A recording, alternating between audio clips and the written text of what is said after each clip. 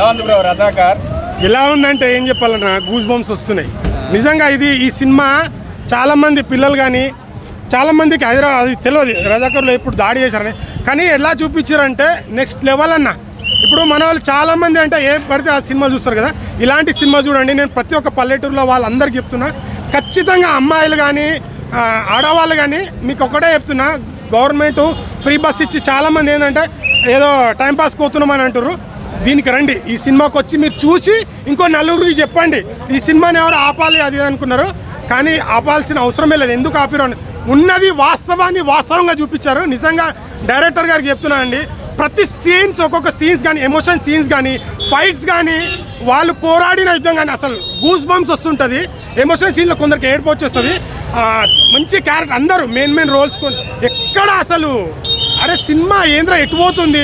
ఒక మనము రాజమౌళి చేసిన ఎఫెక్ట్స్ ఇప్పుడు బాహుబలిలో కానీ RRRలో కానీ ఎలాంటి ఎమోషన్ సీన్స్ ఉంటాయి, ఎలాంటి గూస్ బంప్ సీన్స్ ఉంటాయి ఈ సినిమాలో ఉంది.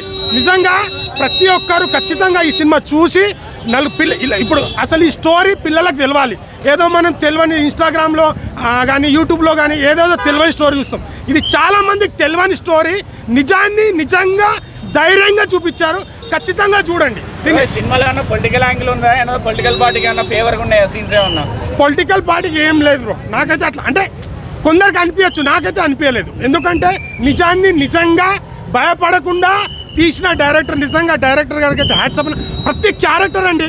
ఇప్పుడు యాక్చువల్గా కొన్ని సినిమాలలో ఏముంటుందంటే హీరో ఎలివేషన్ షాట్స్, హీరోనే పాయింట్ అప్ ఉంటుంది. ఇక్కడ క్యారెక్టర్లే హీరోలు. ఒక్కొక్క డైలాగ్స్ ఉంటాయండి, మోటివేషన్ కానీ నిజంగా ఇట్లా గూస్ బంప్. చిన్నపిల్లలు కానీ కాలేజీ స్టూడెంట్స్ కానీ, నేను పర్టికులర్గా ఊర్లలో వాళ్ళకి చెప్తున్నాను, మీరు ఫ్యామిలీలతో వెళ్ళండి, గ్రూప్లుగా వెళ్తారా, ఖచ్చితంగా ఈ సినిమా చూడాలి. మీరు చూసి తెలియని వాళ్ళకు తెలియజేయాలి. ఈ స్టోరీ చాలా మందికి తెలియదు. సినిమాలో నిజంగా జరిగిందంటారా స్టోరీ? అంటే మరి అది నిజంగా జరుగుతుంది.